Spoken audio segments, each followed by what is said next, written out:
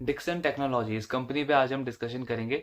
Last week इन्होंने अपने third quarter के रिजल्ट अनाउंस किए हैं, तो वो रिजल्ट और एनालिसिस पूरा करेंगे हम। एंड बिजनेस मॉडल इसका हमने काफ़ी डिटेल में ऑलरेडी कवर किया है, सो उसका लिंक जो है वो इस वीडियो के डिस्क्रिप्शन में मिल जाएगा आपको। एंड इन ब्रीफ अगर हम समझें तो डिक्सन टेक्नोलॉजी जो है वो बेसिकली ईएमएस इंडस्ट्री के अंदर आता है, इलेक्ट्रॉनिक मैन्युफैक्चरिंग सर्विसेज, इस इंडस्ट्री के अंदर ये कंपनी आती है।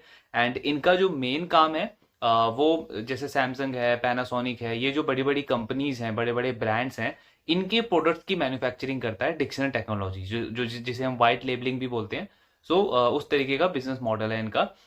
डिविजन्स इसमें अलग अलग हैं, जैसे एक मोबाइल एंड ईएमएस का डिवीजन है, देन एक कंज्यूमर इलेक्ट्रॉनिक वाला डिवीजन है, होम अप्लायंसेस का डिवीजन है, लाइटिंग का डिवीजन है और एक साइबर सिक्योरिटी का डिवीजन है। ये चार पांच इनके मेन डिवीजन है, मेन सेगमेंट से अलग अलग।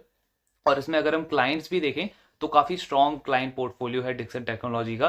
लाइक सैमसंग है, सैमसंग इनका क्लाइंट है, एलजी इनका क्लाइंट है, गूगल क्लाइंट है इनका, मोटरोला, शाओमी, एंड अभी रिसेंटली जियो से भी काफी अच्छा ऑर्डर मिला है इन्हें, पैनासोनिक इसके अलावा। सो काफी स्ट्रॉन्ग क्लाइंट पोर्टफोलियो है डिक्सन टेक्नोलॉजी का। तो ये ओवरऑल बिजनेस मॉडल है इस कंपनी का।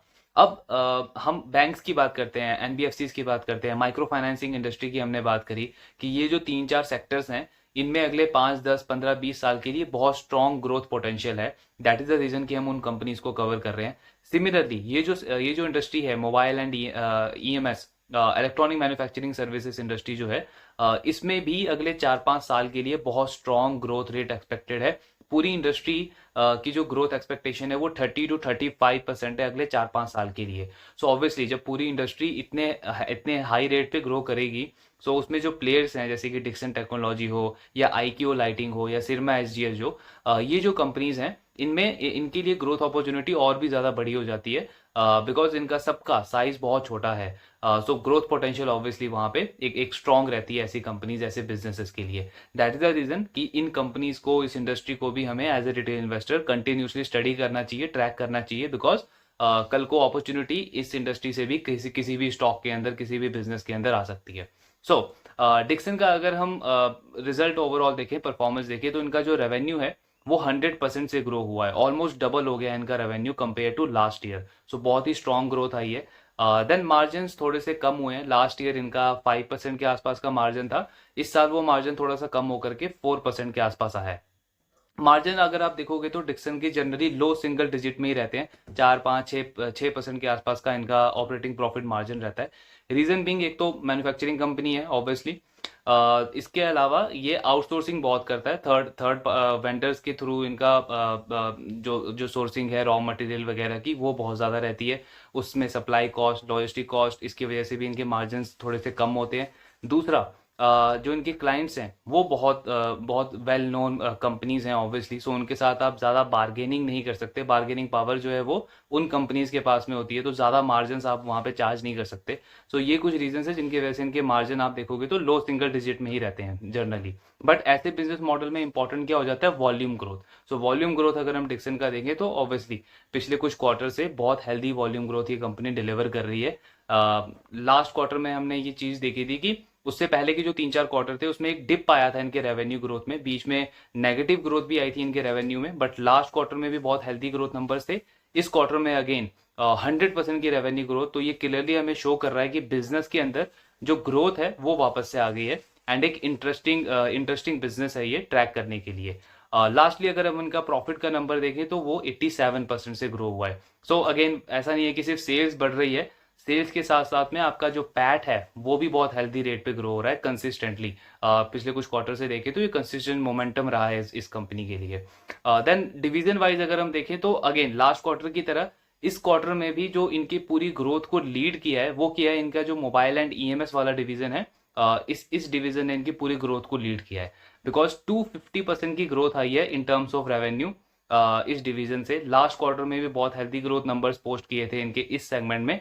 एंड ये जो मोबाइल एंड ईएमएस वाला डिवीजन है, ये लास्ट ईयर अराउंड 35-40% कंट्रीब्यूट करता था डिक्सन के टोटल रेवेन्यू में। अब इस क्वार्टर में इनका जो रेवेन्यू कंट्रीब्यूशन है वो बढ़ करके 67% हो गया है। इसके दो रीजन है। पहला तो ये डिवीजन खुद ही इतना बहुत रोबस्ट नंबर्स पोस्ट कर रहा है कंसिस्टेंटली।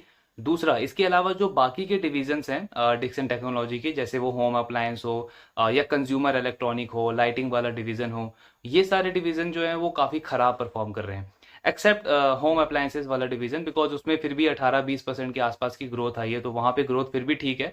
बट जो बाकी के डिविजन्स है, कंज्यूमर इलेक्ट्रॉनिक, लाइटिंग, इन दोनों का बहुत ही वीक परफॉर्मेंस रही है इनकी पिछले 2-3 क्वार्टर से। साइबर सिक्योरिटी का परफॉर्मेंस अच्छा है, लेकिन उसका रेवेन्यू में कंट्रीब्यूशन सिर्फ 4-5% है। तो मेन जब आप डिक्सन कंपनी को एनालाइज करते हो तो आपके लिए तो हमारे लिए इंपॉर्टेंट है कि इनका जो मोबाइल एंड ईएमएस वाला डिवीजन है, इसको अच्छे से ट्रैक करना, बिकॉज 67% रेवेन्यू इस कंपनी का इसी सेगमेंट से आता है। इसके अलावा होम अप्लायंसेस का रेवेन्यू कंट्रीब्यूशन थोड़ा कम जरूर हुआ है, बट नंबर्स उसने अच्छे पोस्ट किए हैं, 18-20% के आसपास का रेवेन्यू ग्रोथ उस सेगमेंट से भी आया है। सो मोबाइल डिवीजन इनका बहुत अच्छा परफॉर्म कर रहा है। लास्ट क्वार्टर में हमने डिस्कस भी किया था कि जियो, मोटरोला, शाओमी, इवन एलजी और गूगल भी, इन सारी कंपनी से बहुत हैवी ऑर्डर मिला था इस डिक्सन टेक्नोलॉजी को। तो ऑर्डर पाइपलाइन जो है वो इनकी काफ़ी स्ट्रांग है। ऑफ कोर्स इस क्वार्टर में भी अभी हम कॉन कॉल जब गो थ्रू करेंगे, सो वहाँ हमें क्लियर आइडिया होगा कि और कौन से नए ऑर्डर्स मिले हैं कंपनी को। सो उससे एग्जैक्ट आइडिया हो जाएगा कि आगे का आउटलुक जो है वो कैसा है इस कंपनी के लिए, इस बिजनेस के लिए। तो ओवरऑल रिजल्ट देखिए तो बहुत ही स्ट्रांग नंबर डिलीवर किए हैं डिक्सन ने फिर से, सिमिलर टू लास्ट क्वार्टर। थोड़ा सा एक कंसर्न हम कह सकते हैं वो स्टॉक वाइज है, बिजनेस के रिलेटेड नहीं है ऑब्वियसली। स्टॉक जो है डिक्सन का वो ऑलरेडी 100 से भी ज़्यादा के पी मल्टीपल पे ट्रेड कर रहा है। सो बट यहाँ पे इंपॉर्टेंट ये चीज़ है कि हम एक ऐसे बिजनेस की बात नहीं कर रहे हैं जो इंडस्ट्री मेच्योर हो चुकी है। जैसे एफएमसीजी इंडस्ट्री की जब हम बात करते हैं तो वहाँ पे नेस्ले है, हिंदुस्तान यूनिलीवर है, उनके पी मल्टीपल 60-70 पे है। बैंकिंग में हम देखते हैं एचडीएफसी बैंक है जिसका price to book almost on an average 3.54 के आसपास रहता है। रिलायंस इंडस्ट्री है जिसका पी मल्टीपल 25-30 के आसपास रहता है। तो ये जो बिजनेसेस हैं ये बहुत बड़े हैं साइज में, एंड वी नो कि 60-70 के पी मल्टीपल पे अगर ये कंपनी ट्रेड कर रही है, सो वहां से जो अपसाइड है वो लिमिटेड है इन कंपनीज के लिए। ऐसा पॉसिबल नहीं है इन कंपनीज के लिए कि ये 20-25% पे सस्टेनेबल ग्रोथ डिलीवर कर पाए अपने शेयर होल्डर्स के लिए, इन्वेस्टर्स के लिए। But companies like Dixon technology, जिसमें पूरी इंडस्ट्री का ही साइज अभी बहुत छोटा है, ग्रोथ आनी अभी स्टार्ट ही हुई है इस इंडस्ट्री में। मैक्रो लेवल पे अगर हम देखें तो वी कुड सी कि जो ग्लोबल जो कंपनीज हैं वो इंडिया में मैन्युफैक्चर करने को देख रही है। तो ये सारी चीज़ें बहुत पॉजिटिव है companies like Dixon, IQ lighting और सिरमा एसजीएस, इन कंपनीज के लिए बहुत ही बेनिफिशियल चीज़ है ये। सो इन कंपनीज का ऑल दो पी मल्टीपल आप देख रहे हो कि 100 से भी ज़्यादा है, बट वो इसीलिए है बिकॉज मार्केट को इंटरेस्ट है इन कंपनीज में। मार्केट को पता है कि इस पूरी इंडस्ट्री की ग्रोथ अभी जस्ट स्टार्ट हुई है। सो ऑब्वियसली ये जो लॉन्जेविटी ऑफ ग्रोथ है, जो 30-40% की जो ग्रोथ डिक्सन टेक्नोलॉजी अभी शो कर रहा है, तो इसकी सस्टेनेबिलिटी ज़्यादा है। दैट इज़ द रीज़न कि बहुत सारे इन्वेस्टर्स या पूरा मार्केट जो है ऐसी कंपनीज में, ऐसे बिजनेसेस में इंटरेस्टेड है। सो हमारा यहाँ पे काम क्या बनता है कि हमें इन कंपनीज को ट्रैक करते रहना है, स्टडी करते रहना है, एंड कल को अगर कोई अच्छी अपॉर्चुनिटी लगती है हमें, बिकॉज वी नो कि सेक्टर का ग्रोथ जो है वो अगले 10-20 साल के लिए बहुत ही हेल्दी रेट पे होने वाला है। कंपनी ऑलरेडी अभी बहुत अच्छा परफॉर्म कर रही है, बिजनेस मॉडल भी काफ़ी अच्छा है, एक स्ट्रॉन्ग क्लाइंट पोर्टफोलियो है इस कंपनी का। सो कल को अगर एक अच्छे अच्छे वैल्यूएशन पे अगर ये कंपनी हमें मिलती है, थोड़ा सा स्टॉक में फॉल आता है, अगेन नॉट रिकमेंडिंग कि बाय सेल करना चाहिए, बट जस्ट एक सिनेरियो अगर हम डिस्कस करें कि क्यों इस ऐसे बिजनेस को ट्रैक करना चाहिए, तो रीज़न यही है कि कल को अगर एक अच्छी अपॉर्चुनिटी मिलती है तो वहां पे हम ऐसी अपॉर्चुनिटी को ग्रैब कर पाएंगे अगर हम कंसिस्टेंटली इस मॉडल को ट्रैक करेंगे, इस बिजनेस को स्टडी करेंगे। So that is the reason कि इस सेक्टर को हम ट्रैक कर रहे हैं। अभी कॉन कॉल से भी गो थ्रू करेंगे, सो उस पर भी डिस्कशन करेंगे कि क्या ऑर्डर पाइपलाइन है, क्या आउटलुक है कंपनी का। बाकी देखेंगे अगले क्वार्टर में अगेन कि इस परफॉर्मेंस को किस तरीके से मेंटेन करती है डिक्सन टेक्नोलॉजी। सो ये ओवरऑल एनालिसिस था। बाकी डाउट्स वगैरह आपके जो भी रहेंगे प्लीज़ कमेंट बॉक्स में आप शेयर करिए।